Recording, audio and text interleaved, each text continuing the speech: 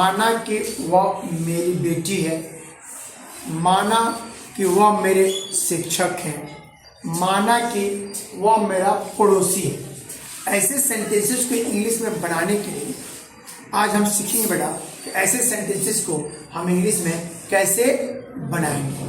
चूंकि यह सेंटेंस काल्पनिक है, वास्तविक नहीं है, कल्पना पर आधारित है, तो ऐसे सेंटेंस जब कल्पना पर आधारित है, मानो कि वह मेरी बेटी है, मतलब है नहीं, मानो कि वह मेरे टीचर है नहीं। जब कल्पना पर आधारित हो तो कैसे बनाएंगे? सो लुक ऑन बोर्ड, ध्यान से देखेंगे बेटा।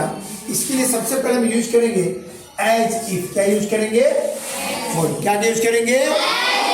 इसका मतलब होता है मानो या मानो कि, जैसे कि। क्या बोलेंगे?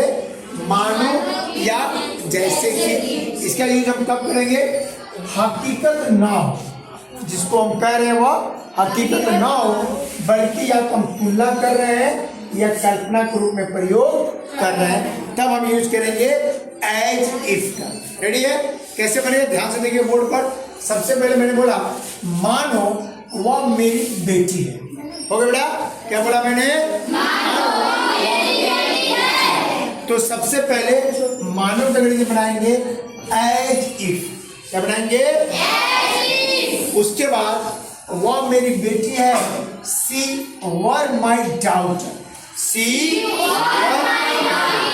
आपके दिमाग में आ रहा होगा कि सर अंत में आपने है लिखा है और यहाँ पे वर आपने लिखा है। बिल्कुल आपके दिमाग में क्वेश्चन सही है बेटा। अगर ये सेंटेंस वास्तविक होता, अगर मान लो कि मैं वास्तविक बेटी की बात कर रहा हूँ, तब तो हम यहाँ पर सब्जेक्ट के अनुसार इज का प्रयोग करते हैं। लेकिन ये कल्पना पर आधारित है, तो कल्पना पर आधारित के लिए एज इफ के साथ जो इनकी सब्जेक्ट है, चाहे सब्जेक्ट कुछ भी हो, आमतौर पर ग्रामर के रूल के हिसाब से हम वर्ड का ही प्रयोग करते हैं। तो मानो वह मेरी बेटी है, क्या बोलेंगे? She were my daughter. As if she were my daughter. मानो वह मेरे शिक्षक है। तो सबसे पहले मानो के लिए क्या बनाएंगे?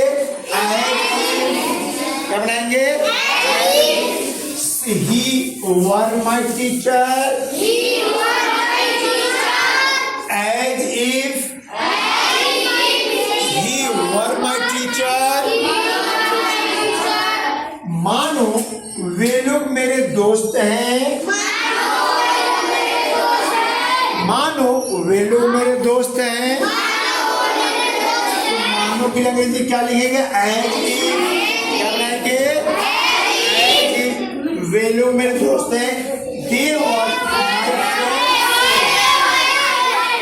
वर my friends. They were my friends. इस तरह का सेंटेंस जिसमें कल्पना की गई हो, एज इफ का प्रयोग किया गया है, तो सभी सब्जेक्ट के साथ वर्ब का ही प्रयोग करेंगे, क्योंकि इसमें कल्पना की गई है। तो कल्पना की गई हो, एज इफ लगाया हो, तो सब्जेक्ट चाहे कुछ भी हो, हमारे हेल्पिंग वर्ब हमेशा वर्ब का प्रयोग करेंगे। आप प्रेजेंट की बात कर रहे हैं तो इसका प्रयोग कर सकते हैं। आप नोट कर लीजिए, उसके बाद और सारे सेंटेंस हम प्रैक्टिस करते हैं। Thank you.